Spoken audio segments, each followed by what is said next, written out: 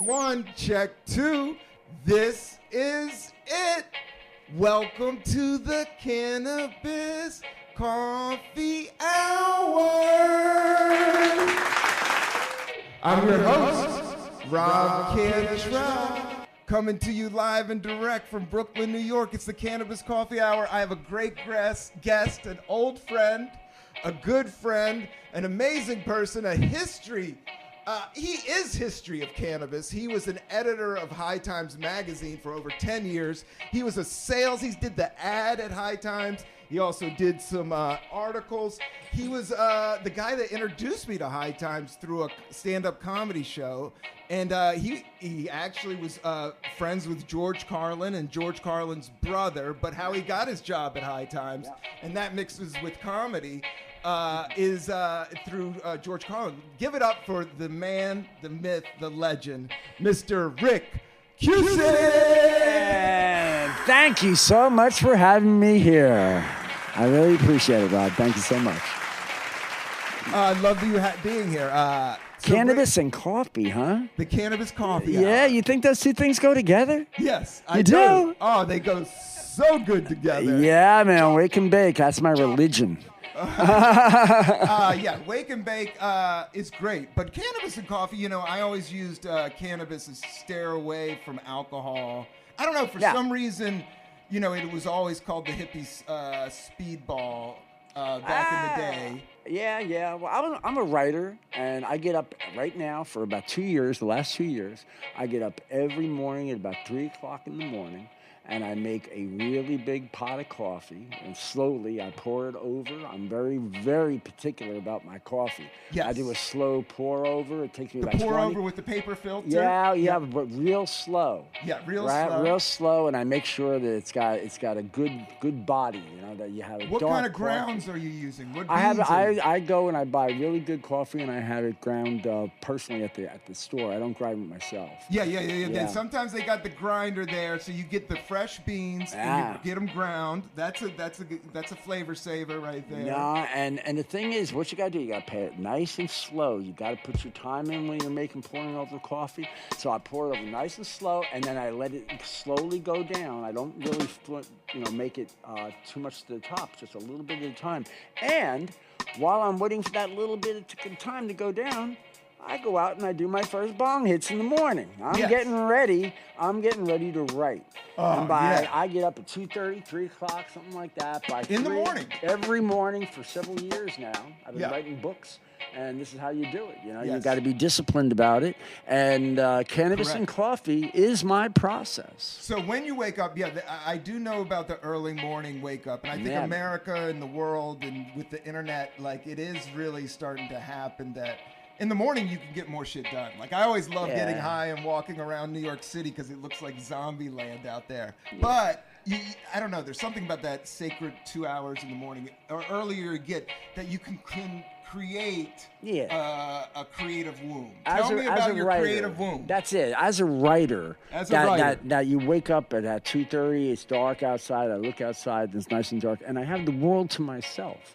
And it's just me and the work I'm working on, And I undo a lot, just a couple of bongs. I don't want to get too stoned. I start writing. But it becomes a very creative period. Yes. The coffee kicks in, the cannabis kicks in. And next thing you know, I'm writing down notes and I'm moving shit around and I'm juggling around. And it's been a process for me. I finished a book and that I did in the past 2 years. Now I'm starting on another one. Although I got to say, the reason I get up at 2 or 3 o'clock in the morning, I'm 71 years old. It's It's easy to get up at 2 o'clock in the morning when you're 71 years old. I couldn't do it when I was your young age. No. But it's nice to rise up. I'm not that. I'm getting up there, my man. We've known each other for almost 20 years now. Yeah, I sure have. You knew me when I was you. But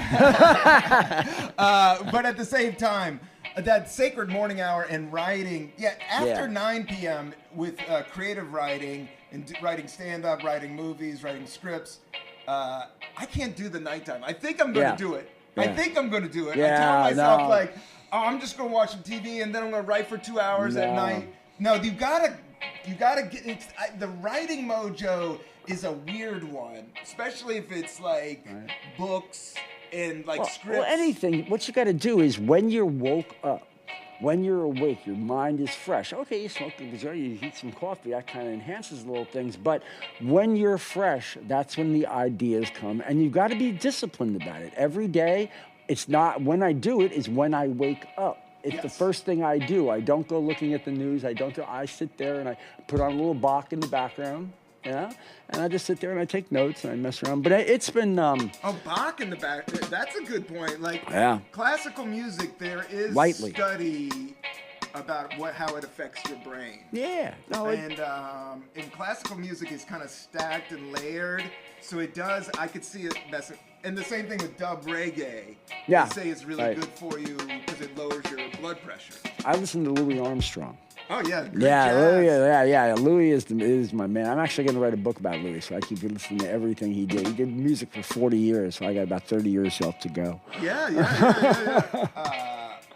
Tracy Morgan was talking about trying to do a Louis bit. Yeah, Forrest Whitaker too. Forrest Whitaker wanted to do it. Yeah, I'm waiting for it, but it ain't happened yet. You just gotta write the script and then you gotta manifest. Yeah, well, I have a book I'd like to do about Louis Armstrong called Song of the Viper. I think Louis Armstrong was the greatest stoner in the history of stoners. Yeah, I do know. He really did. I mean, when he started smoking weed, that next thing he did was reinvent music. And it follows down. When you talk about hip hop, when you talk about rock and roll, he gave us the 4/4 beat in popular music. So he did. These are one of the gifts of the stoners of the world. Yeah, jazz is heavy that way. We did have a couple jazz people on.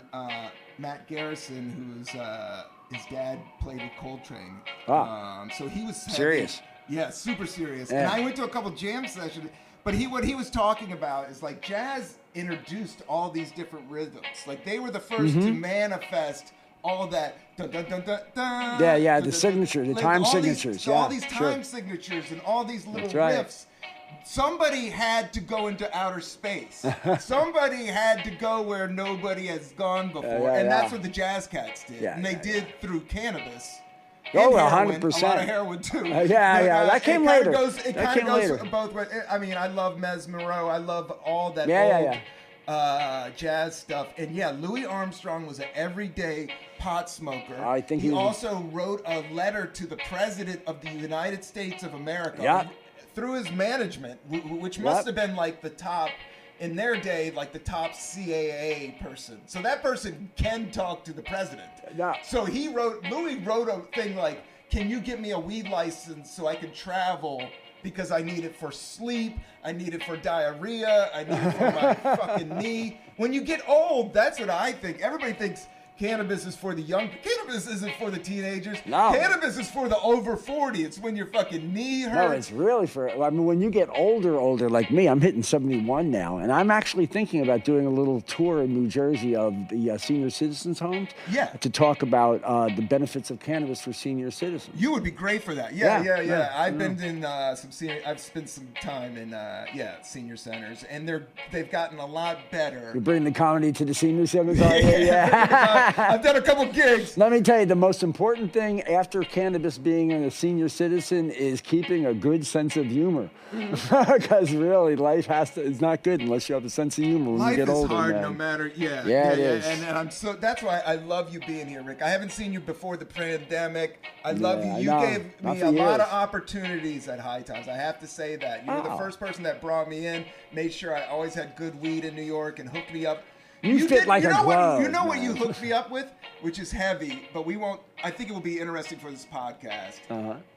And I think we're allowed to talk to it at this point. But it was a big poke. It was a high. This is 2005. It was a High Times poker night. Yeah, man. Damon Dash was there. There was like 3 pounds of weed. So the winner would go home with it was like all the biggest rollers. You know who came and you invited me to that shit. You know who came to that one night? Solomon Rushdie.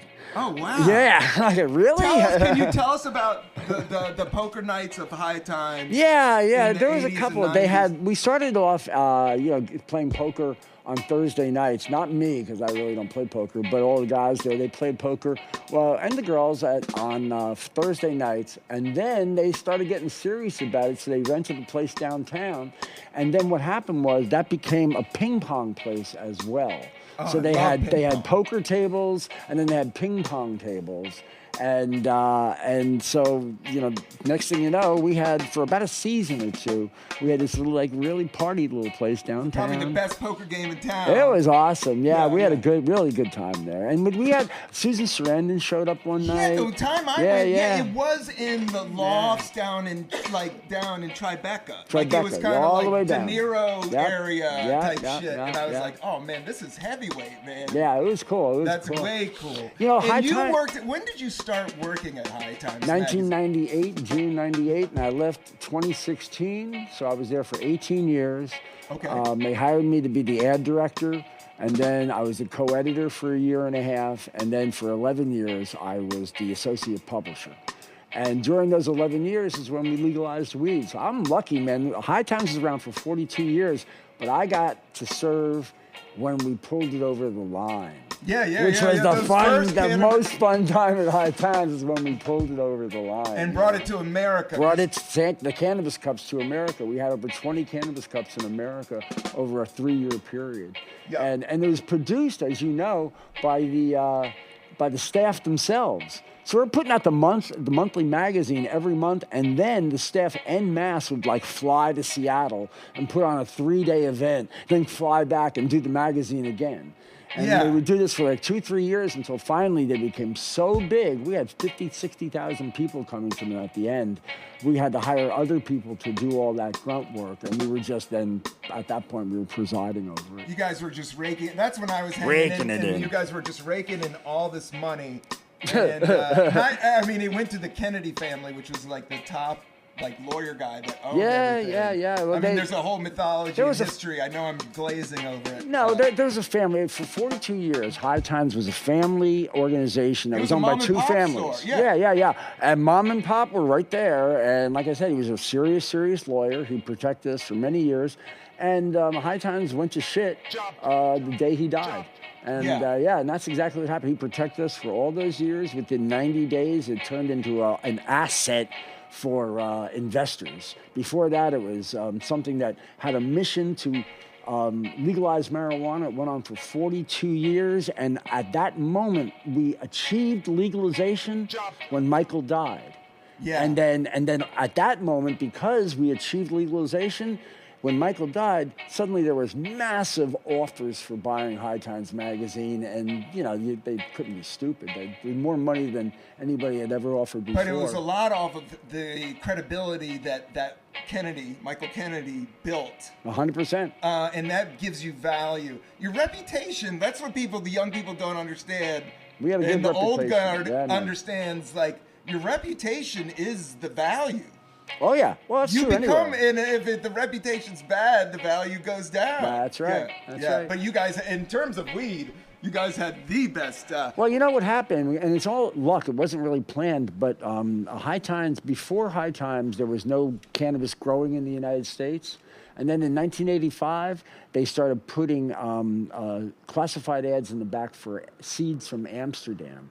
And the guy who had that business from Amsterdam, he said to us that he sold $500,000 worth of seeds in 2 years from 1985 to 1987. And after that, we had a domestic crop of the United States. Yeah. And that's a crop you grew up with. Yes. There was weed growing up in the United States when you grew up. When I grew up, there was no weed growing up in the United States. That's right. You had to get somebody that had a plane that would go under the radar and go to Mexico or go to Colombia and come back. When I grew up, there was only 3 kinds of weed. Steven Stills has that great song. What is that? Tree Liner? Something Flyer. Tree Line Flyer. Yeah, by Steven Stills. If you want to know about running weed before weed was grown in America, which is something you just enlightened me to. And, people didn't start growing heavy. Maybe in Humboldt. I would say California. 80 to 81. Well, they started growing in the 70s. But they kept it to themselves. They never, ever exported their genetics. It took 2 things to export genetics, which was, 1, the High Times seeds coming in from Amsterdam, which was actually from from North California in the beginning, but those coming in from the actual, those coming in, and then the other ones were, I'm losing it right now. We had I'm sorry. It's all right. Yeah, it's just genetics, man. But yeah, I know what you're saying. Like, so yeah, the Humboldt people in California, because the internet wasn't around. So when the internet wasn't around, like, local law kind of ruled everything, and then you never really got good weed on the East Coast. Maybe in New York. Oh, that's what I was gonna say. California, it was always like, oh my god. Well, they had the great weed, but they kept it, right? The two things that put good weed in the United States was one, High Times magazine through the classifieds, and most importantly, the Grateful Dead. Yes. Grateful on Shakedown Street. They sold Kind Bud before anybody ever named Bud. There was all these names we have for Bud and everything like that. Now, before that, the Grateful Dead on tour, I was part of it, 84, 85, 86, they'd come around and they'd have Kind Bud. Yes. And that was actually the bud from Northern California. Berkeley, those were the organic. That's why right. I love hippies. I love hippie culture. That's what it was. Shout out Upstate, shout out, Humboldt, shout out Berkeley. Because they did cultivate healthy and with good karma. Like hippies weren't in it for the money. Those buds. Oh, everybody wants a little bit of money. I did see this great thing about Wavy Gravy. I've been getting into Wavy Gravy. He wasn't in it for the money. God bless Wavy Gravy. But he did say there was at Woodstock. He was yelling at everybody because they couldn't get food. He was like, "Hey, everybody! There was a guy on the hill that was selling hamburgers from his hamburger stand. But somebody burnt his hamburger stand down." And he goes, "They just built it back. So everybody go up there and buy hamburgers." And he was like, "Capitalism isn't that weird." That's right. You gotta support mom and pop. That's what the Cannabis Coffee Hour, I have always said, like, small growers, boutique growing is the way of the future with cannabis. It is. Now that leads us in. You are introducing, actually, people don't know how heavy you are with cannabis, but we're educating them today. Yeah. But you and this other guy from the early High Times. Craig Coffey. Craig Coffey. The great Craig Coffey, who actually was one of the directors of the Cannabis Cup. I don't know any bigger weed nerd in my life. I've met a lot of weed nerds, and he's up there as maybe number one. Yeah. And he's also been my partner in all kinds of sketchy shit for the last 20 years. Yes. And so this time... He's a dude with a van. Yeah. Everybody has a dude with a van. Yeah. And that's Craig. He's got a van, he's got a bong, he's down for the adventure. And also, he's one of the most clever people I've ever met. Super kind. He's super kind, yeah. Super anyway, so quiet. we're partners, and he, after High Times, we all went our different ways, and he went into making boutique bud, really good high-end bud that he learned how to make. He worked at Cannabis Cup for many years here, the intake. He took in the entries and such. So he got to know all the great growers, and so he learned how to grow great weed. So afterwards, right after COVID, actually, he started putting together some really unique strains, and he came to me and asked me if he could name it after me and go into business with me, and I would help him promote it, and he would help sell them. Right now, Craig and I are starting a little seed business.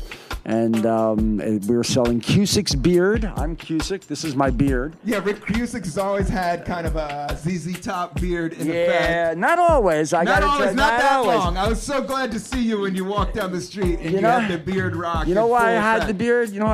Because we did, the last things we did at High Times, we brought the Cannabis Cup to Jamaica, and I had to partner with the Rastafari.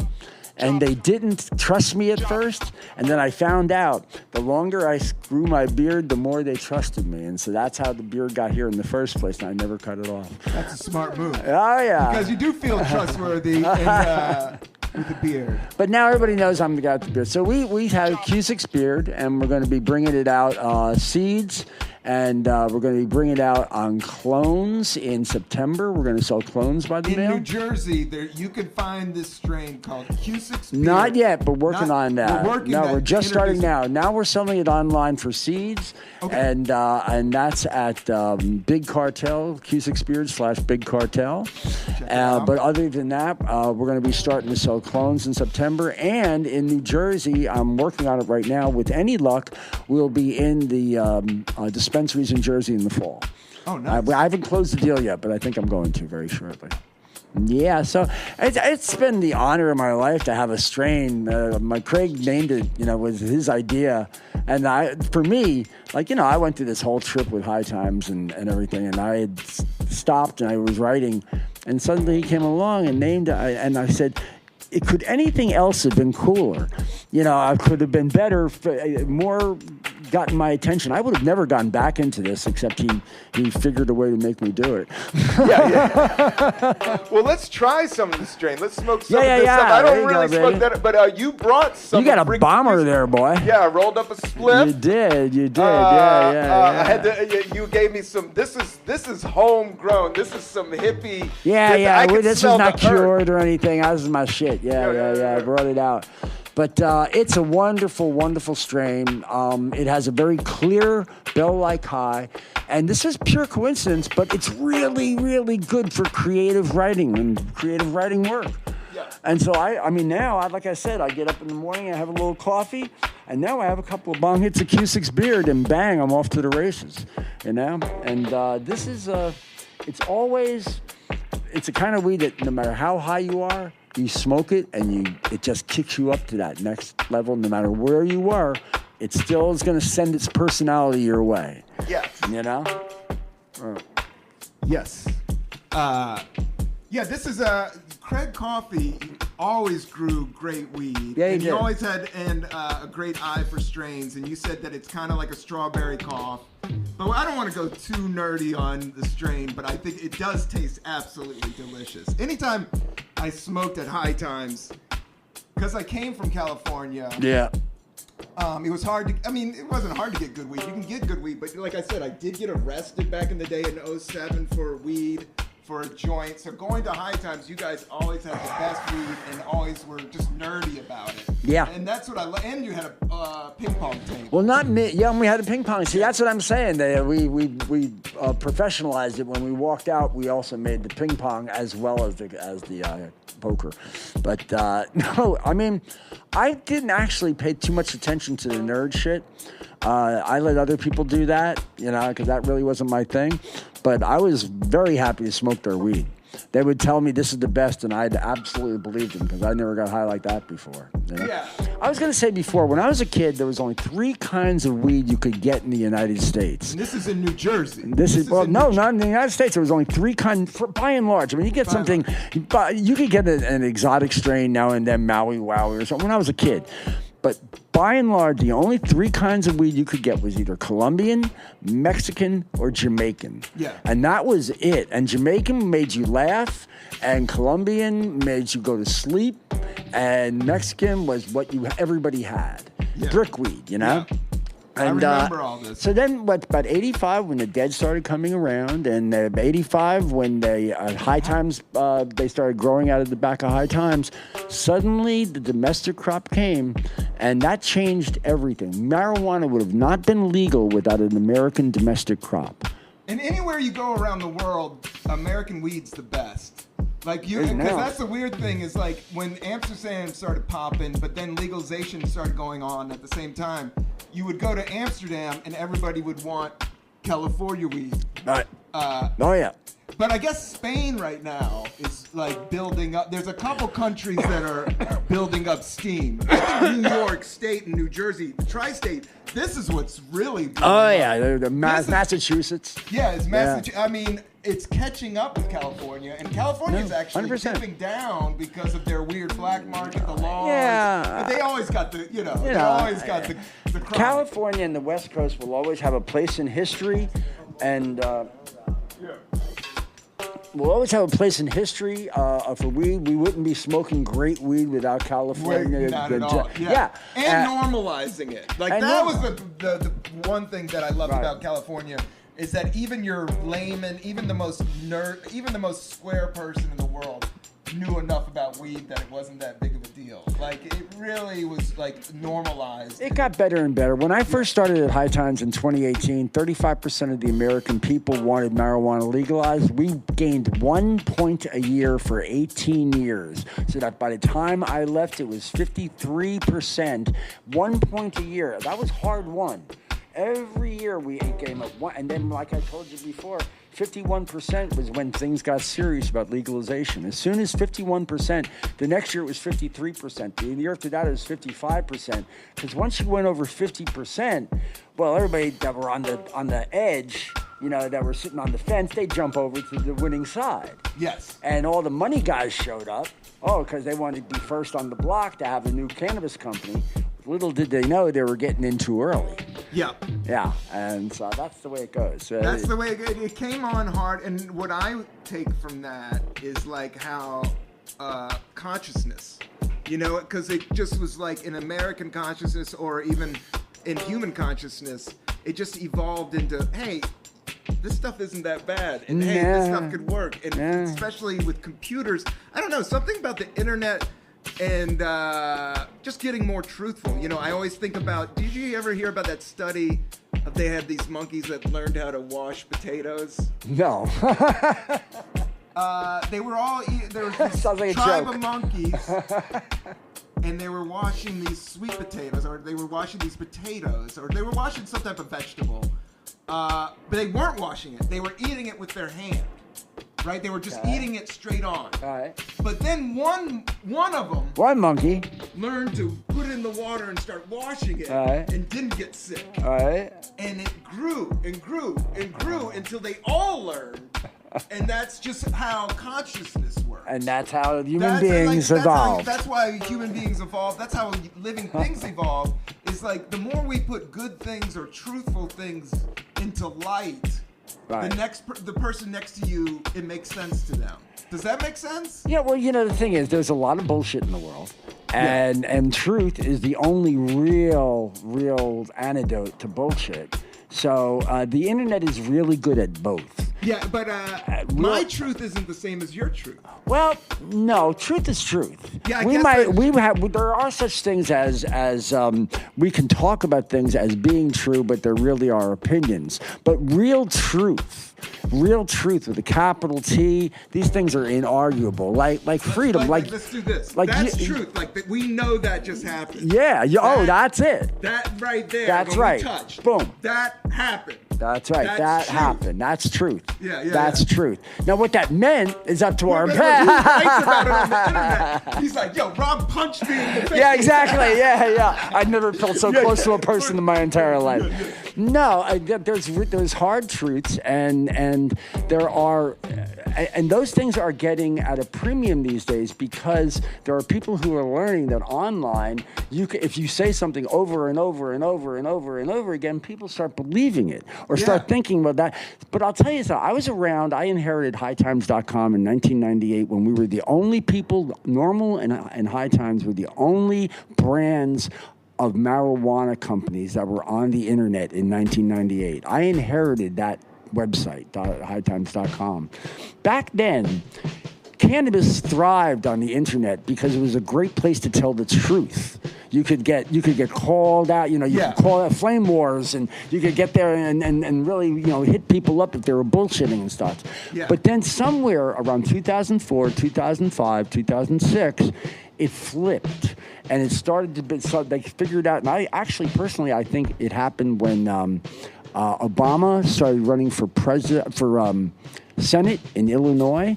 And then the guy started making up about he was born in Kenya, right? Yeah. They realized that you could convince people that he was born in Kenya with this new thing called the internet. And that was the first big lie that succeeded on the internet. And after that, there were many, many, many, many lies after that. Yeah, they like it almost like people learned in a bad way about misinformation. That's it. It's suddenly it's alternative facts. I'll tell you, they don't care if it's right or wrong. It's just to like throw people off. That's really. Right. That's right. Everybody's trying to throw you off from the truth. Some people. Go on. Is right here. It's right there, and you know when you hear the truth, it has a weight. It does have a weight. You know, that's the truest thing I ever heard in my life. And then boom, and now you say that, you know. People can talk bullshit all. That's the thing about podcasts and like Fox News or like all these networks. I'm not leaning this way or that way, but yeah, you can just talk that shit. So like, the more you talk, the less it is.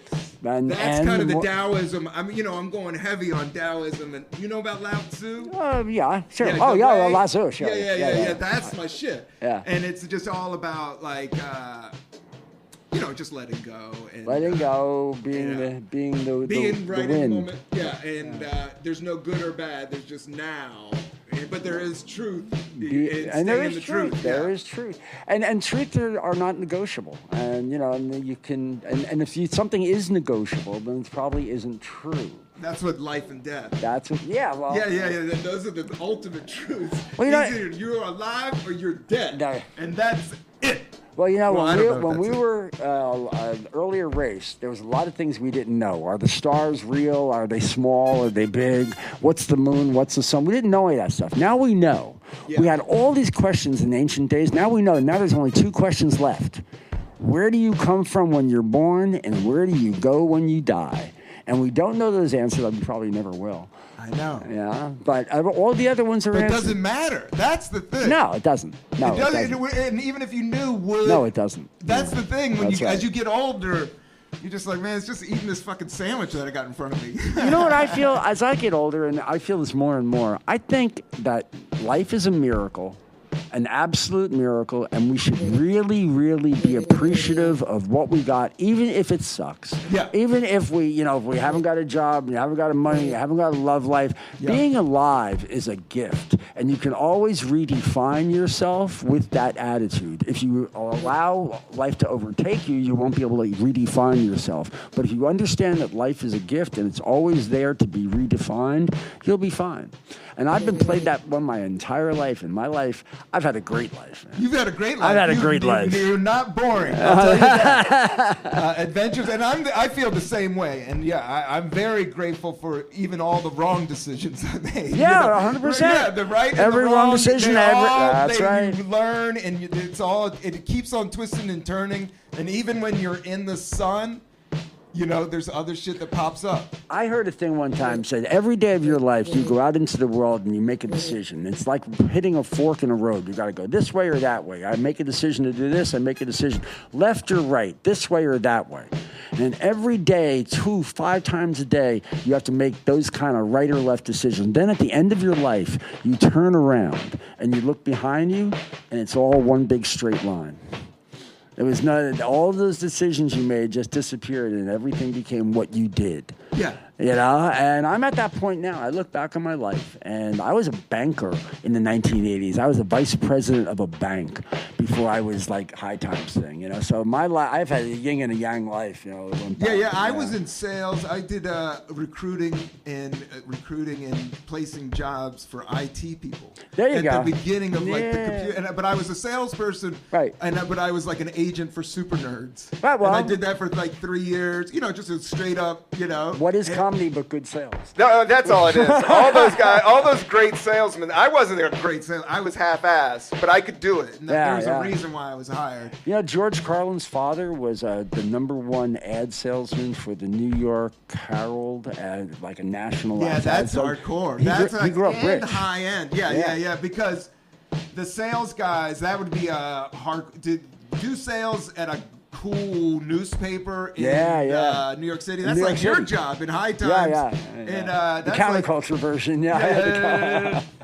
But yeah, to get at that level of sales, but also the legacy of, like, I think about IBM, right? Wasn't that a big thing back in the day? The IBM salesman, like, you had to be, in order to be that kind of salesman, you had to be an IBM guy. It was full conformity. When you're an ad salesman in New York City on Madison Avenue, man, you can be whatever freak you want to be. I mean, that's when it was King Arthur's court. Yeah. Oh yeah, absolutely. I was lucky, man. I had a great time, and the High Times staff that you knew, those guys were awesome. Awesome. They were all kind. Danny Danko, Matt Stang, Craig Coffey. Shout out. The new owner of High Times, Matt Stang. He's out there, man. Yeah. Shout out to Matt Stang. Hey, Matt. So Matt was worked at High Times when I was there. Great kid. Like all those. Now they're older. I say kid. He was my intern when Matt started. When Matt started, he does have a kid. Yeah. Well, when Matt started, he was my intern. And it was just announced 3 days ago that he became partner and bought High Times back with the guy from Raw. So the guy from Raw Papers. I love that dude. Yeah, president of Raw Papers. He's a really good guy. Everybody talks well about him. I love his Instagram, and he's a real stoner. And he's a real good business person. Yeah. I mean, I haven't hit him up because I don't go hard in the paint with Instagram or social media, but. Except for YouTube, this channel. Yeah. The Cannabis Coffee Hour. But Cannabis Coffee. But him and Matt Stang, what's the word on the street? So the word on the street is, this is just to get the listener clued in. High Times got bought out, went public. It kind of crashed out. They tried to open a bunch of dispensaries. They had this, like, every weird type of bad early cannabis. No, they were charged with criminal. Cannabis. They were charged with criminal at the end. Yeah. Then it got bad. Then it got just shady, and then word on Wall Street and they is went that you're bankrupt. Trash. And they went bankrupt, and then the asset got bought for $3.5 million in cash by this guy you're talking about from Raw Papers and Matt Stang, and nobody expected that. Matt's an old school High Times guy, and so there's hope that we're going to return to glory again in time for the legalized world that we're coming up against. I'll tell you one thing about, as we're getting ready for legalization to go throughout the country, we actually won legalization. It pulled back at the last minute, but we were about to have national legalization, and it's probably going to happen again. And when it does happen, you have to. It's going to be more mainstream. It's going to be more mainstream, but it's going to take 5 or 7 years for the mainstream companies to emerge in that legal framework. The same thing was true with alcohol in the 1930s. When they went back to having alcohol in the 1930s, there was a bunch of legal alcohol companies that came up and went down and came up and went down. And the ones that we're familiar with, Budweiser and Gordon's Gin and Dewar's Scotch, they didn't come up until 5 or 6 years after they repealed Prohibition, because the earliest players got scalped, and so now that's what's going to happen. By the next 3 or 4 years, you're going to start seeing national legalization start looking like national legalization, and not like a bunch of fires throughout the country that you have to put out. I'm banking on it. And in New York, they do have some great companies that are rising. Oh yeah, man. And Happy Monkey, man. Oh yeah, those guys are great. Back Home Cannabis is a grower. Will Libby has been on the show. Those guys are great. Does he has a dispensary? Happy Monkey? Who? Happy Monkey? Happy Monkey has a dispensary now. They had the greatest Smoke Easy in New York City for about 3 years, and they were balls out, man. They were just so cool about it. And we went there a lot. High Times people went there and had a lot of events there and such, and it was all an illicit Smoke Easy, and they had some trouble getting their license because of that. They were kind of in that gray area, but now they're coming strong. But now they got it. They got two really good stores. One all the way up on far North Manhattan, nice, and one down here in Brooklyn. And I'm very, very impressed with those guys. Serious Monkey. Yeah. Okay. Yeah. Let's check them out. Yeah, man. That's sick. I tell you, I'm very impressed that you've been doing this for as long as you've been 326 episodes. Holy I started during the pandemic, dude. I got up, I did it. It's all you gotta do it is nothing to it, and but coffee not and all weed. good. Not all good. No, but it's all. It's all there. Each episode, there's definitely with some coffee or some weed or some tea or some comedy. What'd you think of my weed? I loved it. What? Loved I know. It. It's cerebral. It was cerebral. very nice. Very happy. Yeah. Not paranoid of anything. Euphoric, no paranoia. Yeah. Doesn't make you tired. That's what I was going to talk about was like, I like to talk about meditation and health on this thing, but of the concept of beginner's mind. Do you know that? Beginner's mind, no. That means just you wake up and you look at everything with new eyes. Yeah. And that's what cannabis does. Yes. It gives you those. It gives you the new eyes of a beginner's mind, a blank slate. Right. Like the whole idea of meditation is to, empty the thoughts of the mind. Right. It's funny. My favorite line from Hunter Thompson, who is one of my favorite writers in the whole world, and he said, "With the right kind of eyes." He goes, he said, you can see things, you can do things, you can accomplish things with the right kind of eyes. And I think that's very true. You have to be able to see things for what they are, and most people can't. Well, I think a lot of alternative states will give you different angles on perception, but the safest one I have found is through cannabis. Yeah. But if you're coked out and drinking Jack Daniels, Hunter S. Thompson. Psychedelics are the next marijuana. Yeah, they're coming up. I do think, but I haven't done any psychedelics in a minute, but I've had enough. But I will, because it's so. There's good. They're really clean, good mushrooms out there. Oh yeah, there's really good. And I went to Jamaica and they were selling them over the counter. Oh yeah. That's always been true. Yeah. I used to go there in the '80s and I would get mushrooms there. Yeah, when I went to Bali this one time, I went to Bali. No, this was. When I backpacked around the world right when I quit that sales job. Right. I saved up $10,000. I moved into my mom's house and just worked a sales job, a suit job, and didn't go out and saved up all this money. And then I backpacked. But I hung out in Bali, and how did you backpack to Bali?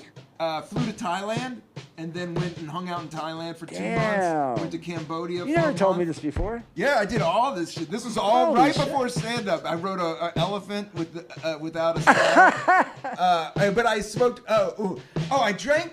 They had smoothies with mushrooms on the beach. Oh yeah, for this full moon party, and it was like topless Australian backpackers, and everybody's just drinking mushroom shakes right on the beach. I think in those tropical areas, like Jamaica, like cannabis is there, and then mushrooms. I don't know much, but there's been all this rain, and I was walking down the street today, and there was all these. Like how mushrooms pop into existence is so trippy. Yep. And I don't know. Do you know much about it? Yeah. I used to pick mushrooms in Florida in the 1970s out of cow shit in the morning, boil them up, and trip all night.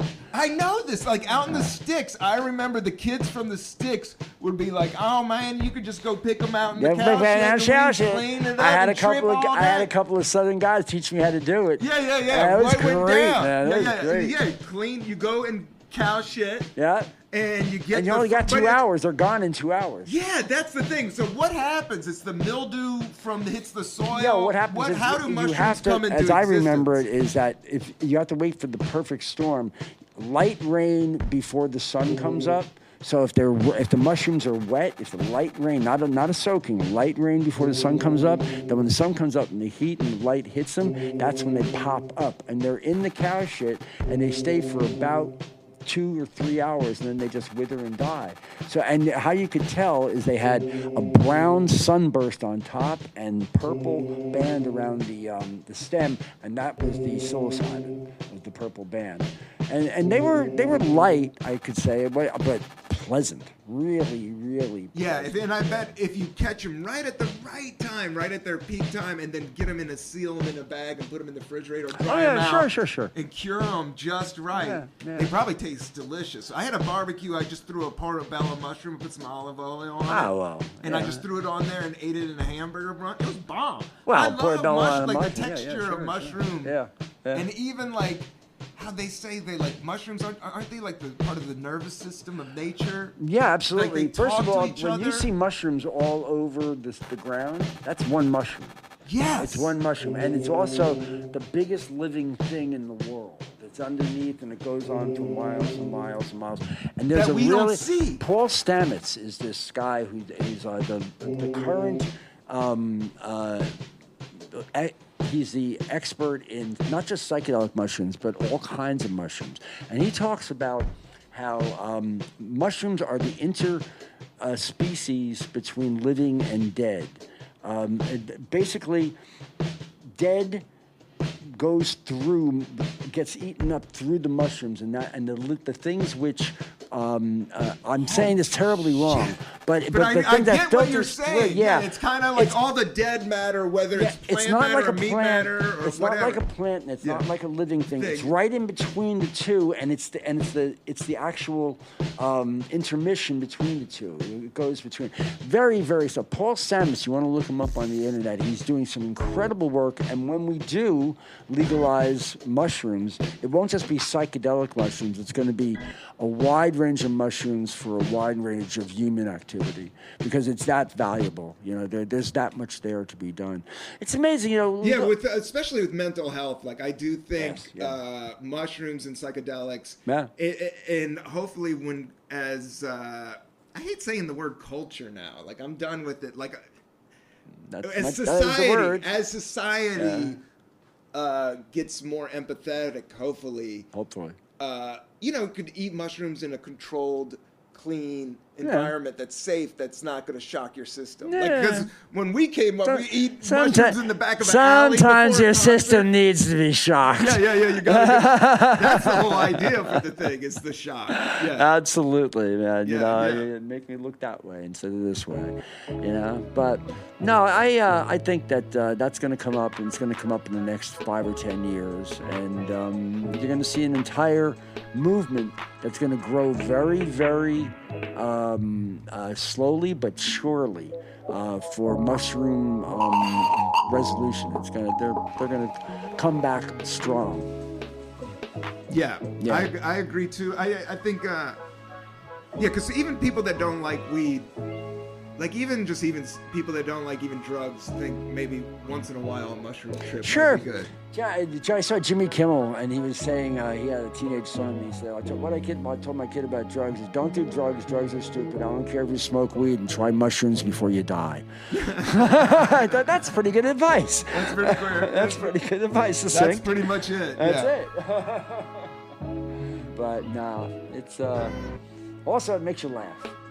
Oh. God, some of the funniest moments in my entire life have been spent on either really good weed or really good. That's, the magician. And it's usually the absurdity of it all. And also a lot of times is, the best comedy is stuff that is filled in with tragedy, or it has elements to it, Yes. And that's where you get that when you're high. I heard this one thing about pot one time. This is pretty cool. Three guys go up against a locked door, right? One guy's drunk, one guy's tripping balls, and one guy is smoking weed. And the drunk guy says, let's knock the fucking door down. It's locked. Let's kick in the door. And then the guy who's tripping balls on mushrooms says, oh, man, let's just float through the keyhole. It's cool. We can just float through the keyhole. And the guy smoking weed says, I got to join here. Let's fire this puppy up and wait for somebody to show up with a key. And that is it.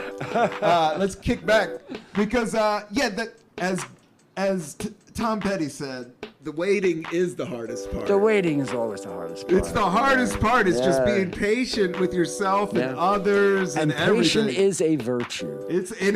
And the more you exercise patience, the better you get at it.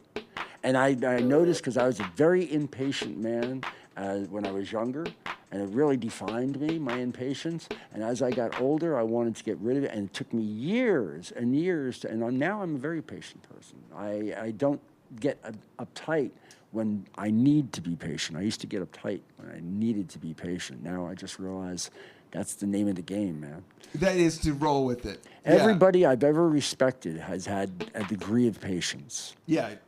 You know? Yeah. Everybody, every person like every writer, every musician I've ever had, if you look at and broke down what they did, it required patience. That's true. It's true. And you got to write. How long does it take you to write your bits? Forever? Years. Right. Years. Exactly. I don't even know. I've been doing it since '99. I did a show last night. I've been just at this point.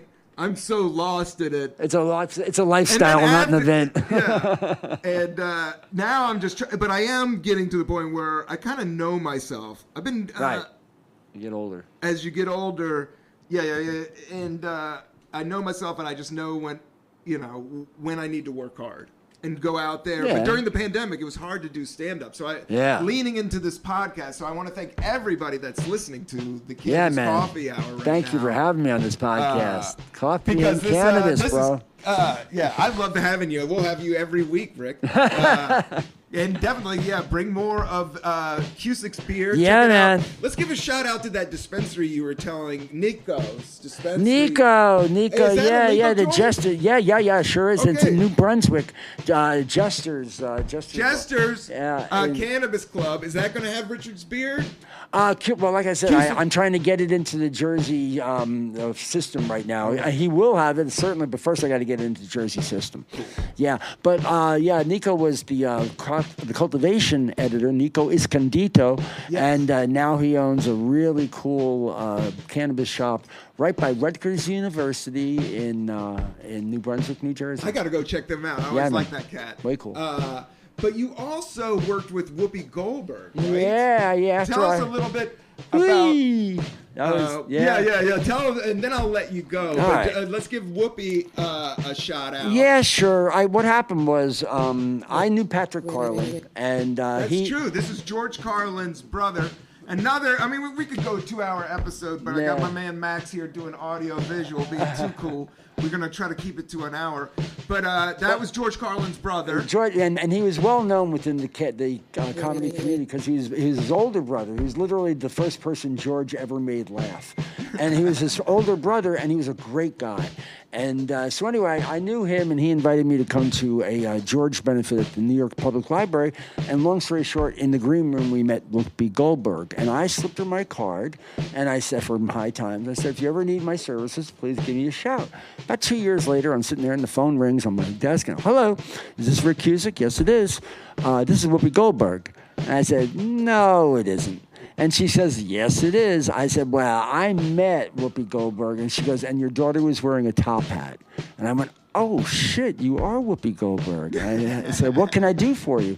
And she wanted some of her family to come to the Cannabis Cup. She happened to be my neighbor. And we didn't know that. And she lived in Jersey near you. A mile away. And so we started hanging out. We were friends for about a year. And about a year into our friendship, she asked me if I could hook her up with some cannabis people. And I found a 7-time Cannabis Cup award-winning edible person, Maya. And Whoopi and Maya, we put it all together. And then she asked me to come in, and I was the COO of Whoopi and Maya for about 3 years. That's so awesome. And then we stopped it for a while, and now it just came back. And it's back there now. Whoopi and Maya is back in business. And I was that's brilliant. Shout out to them. But I also, what was brilliant, I wanted to did we tell the story how you got the job at High Times? Yeah. And why? It was because you wrote an article about George Carlin. They said that you faxed an article. You got an interview with George Carlin. Well, here's what happened. Tell the story, and then we'll you got it. It's a fast one. I tell a lot. So it was 1998. My daughter had just been born. I needed a job. And so I was running around trying to find a job. And I had written a story. I got an interview with George Carlin. I actually knew him a little bit because I had interviewed him for something else. And my friend said, well, your kid just got born. You need some money. I bet you if you asked him some pot questions, I can get you in High Times. So I did. I asked him some pot questions. It was a great interview.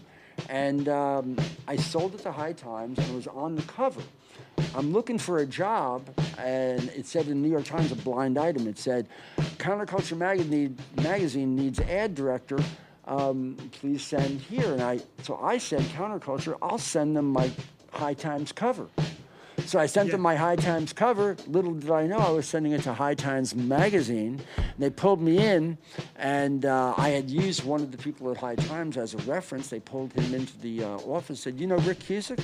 And he said, yeah, I know Rick Cusick. And he goes, well, we're looking to hire an ad director here. Is he the kind of guy that could go up the ladder? And God bless him, he said, I think if anybody was ever born to work at High Times magazine, it was Rick Cusick. And so that's how I got my job at High Times. George was gracious enough to agree to the second interview. And then... did you ever smoke weed with George? Yeah, I did once. And oh, wow. Yeah, I did once. And because he went through a big Coke 80s thing. And so Coke 80s thing. Yeah. And then so he got off that. Guys. And then what happened was he, at the end, after I knew him, he got onto a Vicodin hit. Yeah. And he had to stop smoking everything. Yeah. Right? And doing everything. Because his liver gets cashed out from the Vicodin. Well, he went 12-step and he had to stop everything. So he did. For the last 4 or 5 years of his life, he wasn't smoking weed. But the one time I met him, we knew each other on the phone. Okay. And the one time I did meet him, we smoked a quick joint. And but then what happened was he died. And when he died, I wrote the obituary for hightimes.com, and Patrick Carlin read the obituary and called me up to tell me how much he liked it. And I said, do you smoke weed? And he said, yeah. I said, you're again in New York? And he said, yeah. I said, come on over, let's get high. And he came over, and we became really good friends. Yeah. Yeah, and the funny thing about him, here's a quick comedy thing. At the end, after it was over, we became friends, and we started talking one day. And he said, you know, Patrick was a very outgoing guy. He goes, I always wanted to do stand-up, but I never did because, you know, like George was the best, and I just didn't want to, you know, embarrass him. And I said, well, I got to tell you something, Patrick. George is dead. You can't embarrass him anymore. And I convinced him to go up, and at 82 years old, he did his first night of stand-up, and he killed it. Yeah. When I say he killed it, standing ovation, killed it. 10 minutes on a little comedy club on 2nd Avenue. Yes, I remember you telling. Oh, unbelievable. Beautiful. Unbelievable. That's amazing. Shout out to Patrick Carlin. Yeah, R.I.P. He passed away. Yeah, yes. God bless him. Yeah, God bless him. Great pothead, great friend of High Times magazine, and that you got to inspire. That's amazing. Yeah. But what was the circle back? But what was the George Carlin getting high? Where were you? Do you Atlantic City. What's that? You were in Atlantic City. Yeah, you probably had a show. You had to come backstage. And what did you have? You had a joint? I had a joint. And he was polite. Yeah, he just hit it a couple times. Yeah, hit it a couple of times. Yeah, and then said hello, that's it, and then kept it moving. Yeah, because he just did an hour. Well, he was busy, but like I said, we spent lots of time on the. We spent lots of time. What happened was I interviewed George, and the first time I interviewed George, you know how like when you're talking to somebody, anybody, that in the middle of talking to you, they will like laugh. They'll sit there and say, yeah. George didn't do that. When you talk to George Carlin, there was no itinerant laughter. He was a very serious guy, and it was a little off-putting. You hear that voice, and you get on the phone, you're doing an interview, your first interview with him, and I'm laughing along with things, and he's not responding, and I'm thinking... But then I realized he was a serious guy, and I realized this while I was talking to him. He's a serious guy, and the way into this interview is to ask him serious questions. So I switched to being jocular, and once that happened, he liked me a lot because we got talking about serious stuff. And then, he was an intellectual. Yeah, he was an intellectual, and believe he was a great writer. I mean, incredible. One of the best writers in the world. Yeah. I mean, him as where stand-up is today and what he was doing is he was an intellectual, super smart, super well-read, and worked hard, and was a radio guy. You know what he did for his comedy thing? He said, so in 1978, he got the HBO special, a brand new HBO, right? So they gave it to George Carlin, right? He had an hour special. So he had his act, his hour-long act. So he went and he gave it to HBO, right? So they said, well, okay, but next year they asked him to come back again.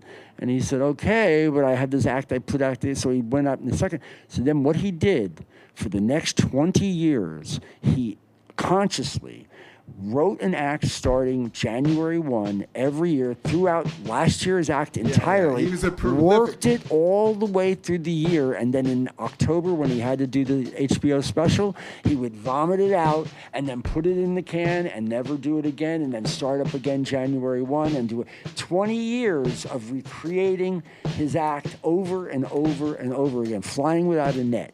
Every prolific year. Prolific. Yeah, that's a thing about being an artist, is getting to a point of being prolific. Where you can the rhythm. It's about rhythm. The rhythm, yeah. It's about the rhythm, and he definitely had the rhythm, and you have the rhythm too, Rick. And I appreciate you being on the podcast. Oh, this is a lot of fun. Anything you want to plug? We got to get out of here. Right. We're gonna wrap it up. This has been an hour. It's been the best talk, and you're the best dude. Is there anything you want to? You got your weed coming out. Nah, you got a couple books in the can. Yeah. And you're out there, and you're gonna be yeah.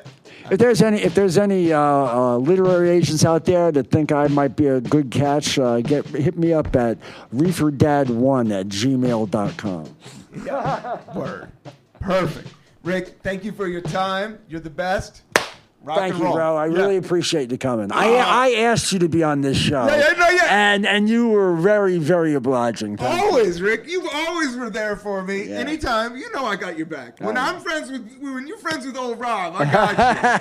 That's just how it works. Good looking out, my friend. Thank you. You always looked out for me. And no, I'm excited. And I knew you had so many great stories. So I'd love to have you back on. Anytime. Peace and love, everybody. Peace and love is what it's about. Yeah.